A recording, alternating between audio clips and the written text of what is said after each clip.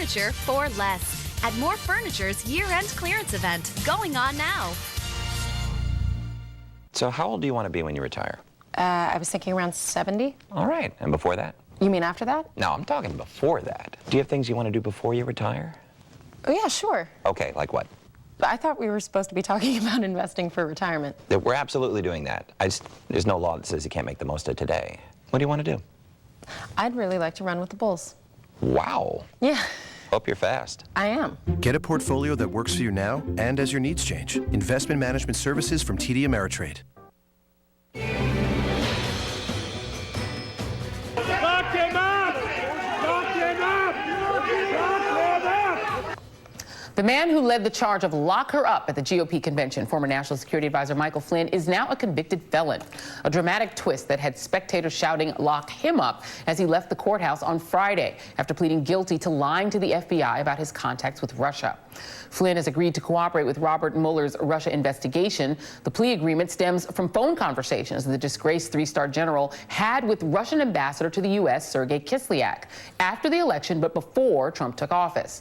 Flynn has admitted he lied to FBI agents who interviewed him about those conversations. And according to court documents, Flynn says he contacted the Russians at the urging of two top officials in the Trump transition team. Flynn was one of Trump's earliest allies, part of Trump's traveling inner circle, from the campaign to the transition and into the early days of the administration. None other than Michael Flynn is named, no one other than Michael Flynn, I should say, is named in the indictment. But the swift guilty plea means that Mueller is reaching right into the heart of Trump's inner circle, applying pressure that can only go in one direction, up toward Trump and his family, including his son-in-law, Jared Kushner. And joining me now, MSNBC legal analyst Paul Butler, Naveed Jamali, intelligence analyst and former FBI double agent, Rosa Brooks, former Pentagon official, and MSNBC justice and security analyst Matt Miller. Thank you all for being here. Naveed, I'm going to go to you first. You wrote a piece in Newsweek that's up today. Our viewers can check it out. And you said Michael Flynn lied to the FBI about Russia, but he should have known better. Why should he have known better? Well, simply, Joy, because he spent 30-plus years as a member of the intelligence community. And look, for those that don't know, when you're entrusted with secrets, the code you take is just to tell the truth. And that sounds quaint and that might sound simple, but when Michael Flynn was in the room with those investigators, he had to know that there was a decision that he had to make. He could either, say, I don't recall what happened with Kislyak, but instead he chose a definitive answer, not yes. He said no. In fact, we now know that he lied. So he decided to lie.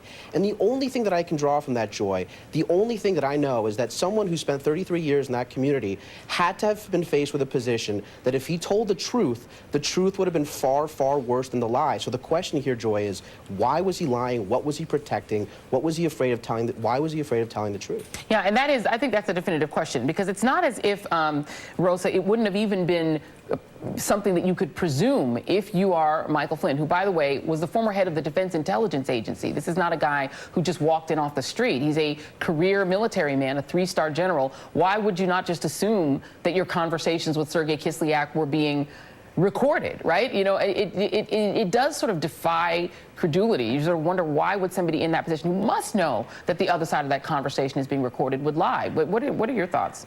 You would think so, Joy, although I will tell you the one and only time that I met Mike Flynn while he was head of the DIA, I went with a group of other think tank folks over to visit him at the Defense Intelligence Agency.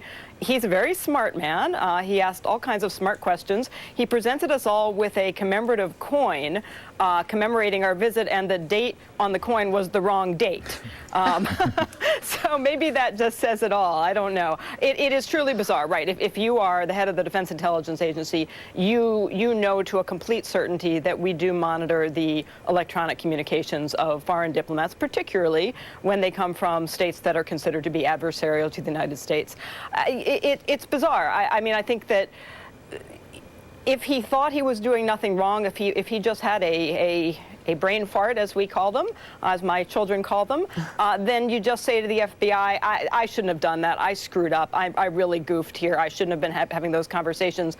I think it's absolutely right that lying about them to the FBI suggests that there was more going on that was even worse. Yeah, I mean, you do what Karl Rove did in the Valerie Plame situation. You go back and revise your statements so that they are no longer lies. You know, Matt, the other extraordinary thing about this, in the Flynn statement that he put out afterwards, that he himself defends himself against the T word, treason. He says, after over 33 years in military service to our country, including nearly 5 years in combat away from my family, and then my decision to continue to serve the United States, it's been extraordinarily painful to endure these many months of false accusations of, and he puts in quotes, treason and other outrageous acts. That, to me, was extraordinary. For him to himself invoke the idea of treason, it begs actually more questions.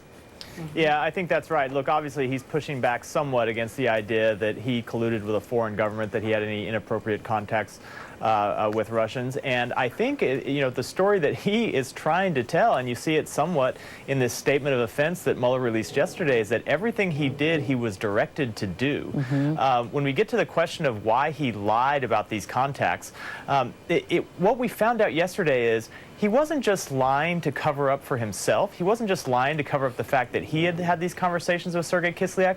He was lying to cover up the fact that a vast number of people inside the transition, later inside the White House, knew that he was doing it. We found out that he had called down to Mar-a-Lago, talked to his deputy, K.T. McFarland, who was meeting with other transition officials, including presumably the president, Reince Priebus.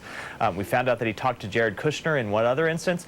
So he wasn't just lying to save himself. He was protecting an entire apparatus inside the White House that was in on this thing. Yeah, absolutely. All right, let's do a little round robin on some of those people who might have some exposure here, Paul. But let's start with Jared Kushner. We know that Michael Flynn talked to senior transition officials, quote unquote, about his contacts with Russia. One of them presumably could be Jared Kushner. This is from the Wall Street Journal back in November. Jared Kushner also happens to be the person who reportedly pushed for the firing of Jim Comey, who was investigating all this. How much exposure does Jared Kushner have? You know, so the statement of offense contains this narrative of Flynn having these conversations with the Russian ambassador and then kind of hanging up the phone, wait, I got to make another call, and then calling a senior Trump campaign official. It sounds like Jared Kushner. And so he's got exposure, again, not so much for a substantive offense, but for covering it up. If he lied to the FBI about it, then he's going down. And again, President Trump is famously disloyal. Who's he been super loyal to? Michael Flynn. Yeah. He fired the FBI director because the director wouldn't call off the investigation of Michael Flynn. So Flynn knows something. Mueller's about to find out exactly what that is. Absolutely. And Matt, one person he's been spectacularly disloyal to is Jeff Sessions. But Jeff Sessions is not necessarily out of the woods either. This is Adam Schiff, congressman from California, on the House Intelligence Committee regarding Jefferson Sessions, the Attorney General, on Thursday. I asked the Attorney General specifically, did the President of the United States ever take any action that you believed, instruct you to take any action that you believed would hinder the Russia investigation? And he declined to answer that question.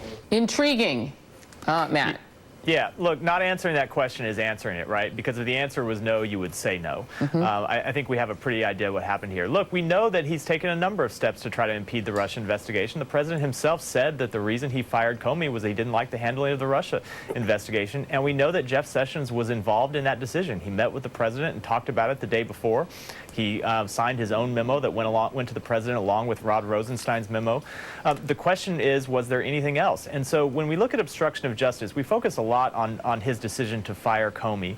But we also know in those months between the time that they first got the warning from Sally Yates in January and when Comey was fired on May 9th, the president called the director of national intelligence, he called the director of the CIA, he called the director of the NSA, asked all of those people to interfere and try to stop the Russian investigation. It's very hard to believe he called all these officials he barely knew, and he didn't call his attorney general, who supervises the FBI and who he had known through the campaign, had a close relationship with, and didn't ask him to inappropriately intervene as well. And I think that's the kind of scene, those are the kind of things you're going to see Bob Mueller looking for to prove obstruction of justice. And Rosa Brooks, should we now start to look with a little bit more prejudice or a little bit more skepticism at this White House narrative that Mike Pence was simply lied to and knew nothing? I mean, Mike Pence was intimately involved as well. I mean, I think he was a part of the transition team. You know, when Sally Yates gave this warning that Michael Flynn might have a problem, one would presume the Vice President of the United States was told that too. So is Mike Pence out of the woods here?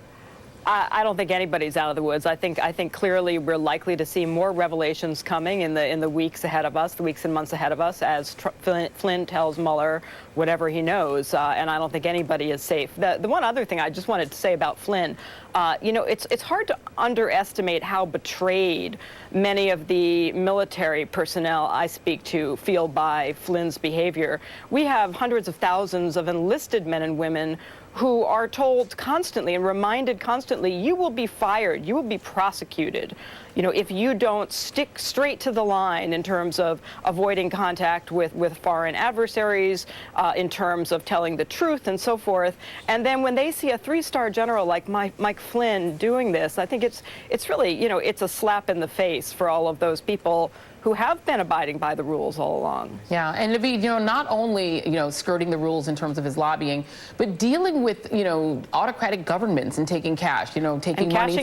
Cashing out, absolutely. Absolutely, cashing out. So, Naveed, you have him not just taking money from RT to go and sit with Vladimir Putin at his table, he and Jill Stein both being at that table, but also taking money allegedly from, interest in Turkey, this renditioning conspiracy theory of trying to take a U.S. resident and ship them off to Turkey, and involving his son.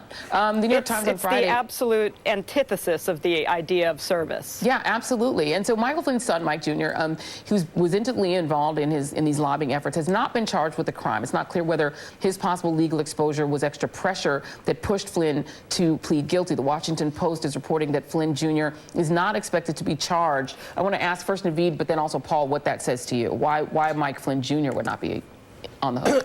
I think that, you know, look, this is a pretty sweetheart deal that Mike Flynn has, and I'm sure, you know, Matt Miller can speak to this, but when it comes to these cases, you know, the government has time on their side. Michael Flynn does not. I mean, we've heard he's going to put his house up for sale. I mean, these defenses are not just incredibly difficult to mount, they're expensive, and I think that that's probably a couple of things that were on the dock besides the fact that he doesn't want to necessarily go to jail. I'm sure his pension, his military pension, Michael Flynn's pension, as well as his son. I think that these are, you know, the litany of charges, the litany of conspiracies that are alleged here. I think the fact that this has been boiled down to one simple charge speaks volumes to what Flynn has offered. And look, we know what the risk is: exposure, not just him, his son, his livelihood, his family. I mean, I think that there's a lot he had on the table to negotiate with. Yeah, I mean, Paul, that was a lot of people said. They only charged him with one thing, just like the FBI. They could have gotten him for any number of things related to the use of money, the misuse of money, hiding tax. I mean, there were lots of other things they could have charged. So the fact that they didn't charge him with anything more than lying to the FBI, and they didn't charge his son, what does that say to you? Mueller already knows. Again, there's his proffer, so he knows exactly what it is that Flynn has to offer, and whatever it was good enough for him to give Flynn this sweetheart deal.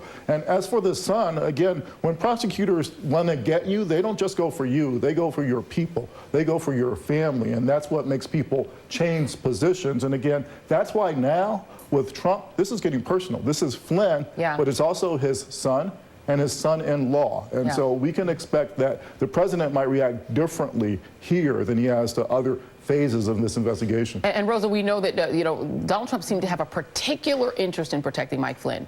It was Flynn that he asked Comey to protect, and then before he fired Jim Comey. You know, Flynn does seem to be the person with the most jeopardy. But I wanted to come back to something that you said, Rosa, about the military community. Could Flynn lose his pension over this? He could, absolutely. I'm sorry, what, say again? He could. Yeah, no, he absolutely could. Yeah.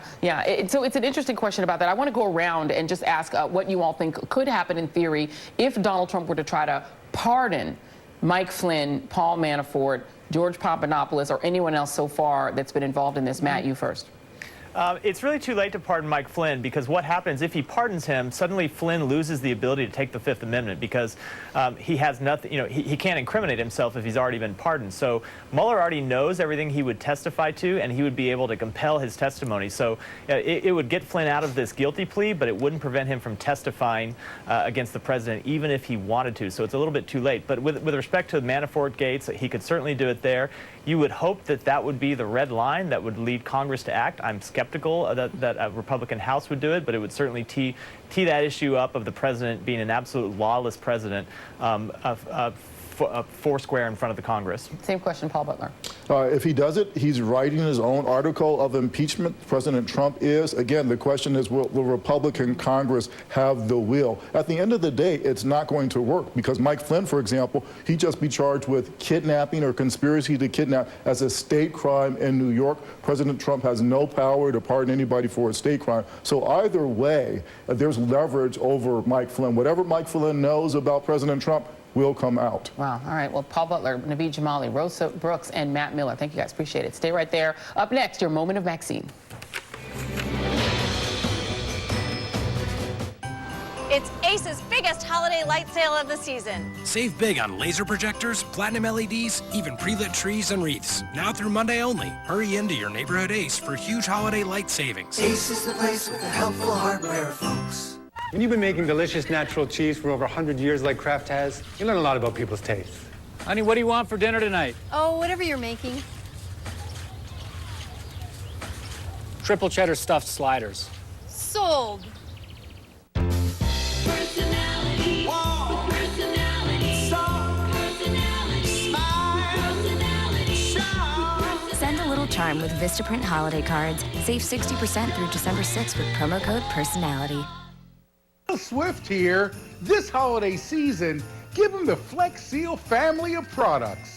Everyone loves Flex Seal, the easy way to coat, seal, and stop leaks fast. And our incredible Flex Seal liquid creates a watertight seal that will last for years. With Flex Shot, it's easy to caulk, bond, and seal. And Flex Tapes and